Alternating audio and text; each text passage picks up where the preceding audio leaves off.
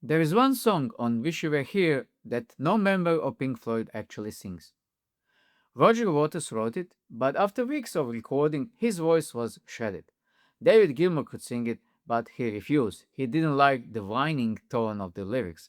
So a folk singer working down a hall at Abbey Road walked in, delivered a legendary sneering vocal in just a few takes, and walked out.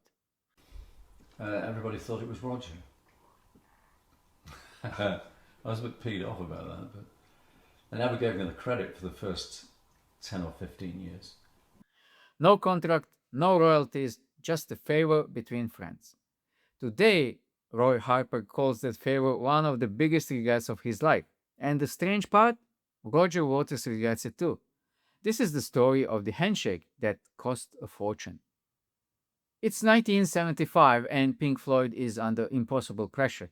They're falling up on the dark side of the moon and the band is falling apart.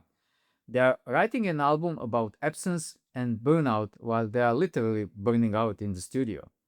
Have a Cigar was Roger Waters' biting satire of record industry. It features the most famous line a record executive ever uttered. Oh, by the way, which one of you is Pink? We did have people who would say to us, which one's Pink? There were an awful lot of people who thought Pink Floyd was the name of the lead singer. That's how it all came about. It was quite genuine, Gary Gilmour said in 1992. But as sharp as the lyrics were, the song hit the wall.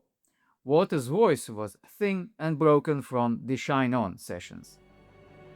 Roger had a go at singing it, and one or two people were unkind about his singing. One or two people then asked me to have a go at it. I did, but I wasn't comfortable, as David Gilmour said in Mojo 2011. Gilmour wouldn't touch it because he felt the song was too cynical. They even tried it as a duet, but it lacked the bite the song needed. They were stuck. The solution was literally in the next room. Roy Harper, a heavyweight in the English folk scene, was recording his own album, HQ, in Studio 2. A lot of people think I can't sing, including me a bit. Roy Harper was recording his own album in another EMI studio at the time.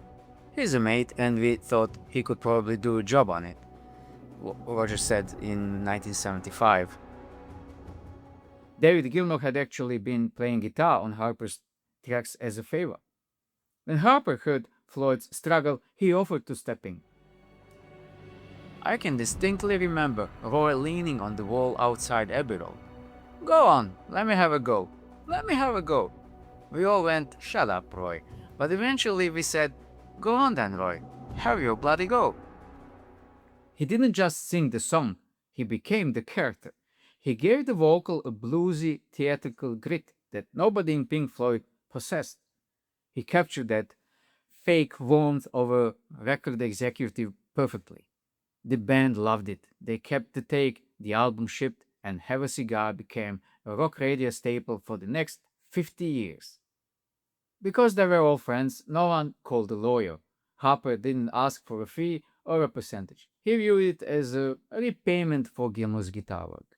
But as the decades passed and Wish You Were Here sold tens of millions of copies, reality set in. Harper has been very open about this. He doesn't blame the band, he blames himself. The dirty music business.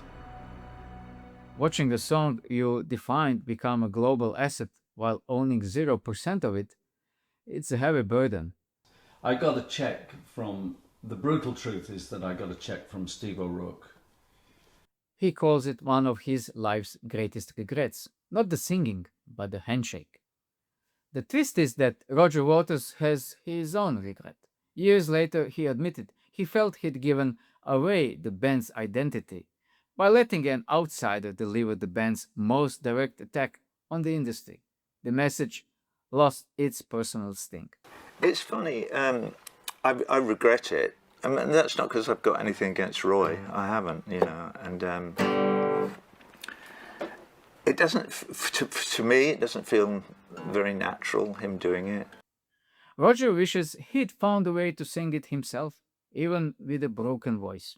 You know, repair the adversarial nature we've had towards one another over the last few decades. 2 years earlier, sessions singer Claire Torrey was paid just £30 for her iconic vocal on The Great Gig in the Sky.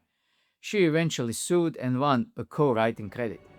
If I'd known then what I know now, I would have done something about organizing copyright or publishing. I would be a wealthy woman now, Claire Torrey said about Great Gig in the Sky in 1998. We have a great video about this on the channel. It was very popular, I don't know, 100 and something thousand views. So it's a very interesting story if you don't know how the vocal for Great Gig was done by Claire Torrey. Roy Harper never did that. He chose the friendship over the invoice. He and Gilmour even continued to collaborate for years. But that 1975 session at Abbey Road remains a ghost in the Pink Floyd catalog. Have a Cigar is a masterpiece performed by a man who wasn't even in the band, about a business that eventually owned them both. Roy Harper's voice is immortal, but as the song itself says, the rest is just coffee and cakes. Thank you for watching. I really enjoy making these videos, and if you have a good idea, drop a comment. Have a good day.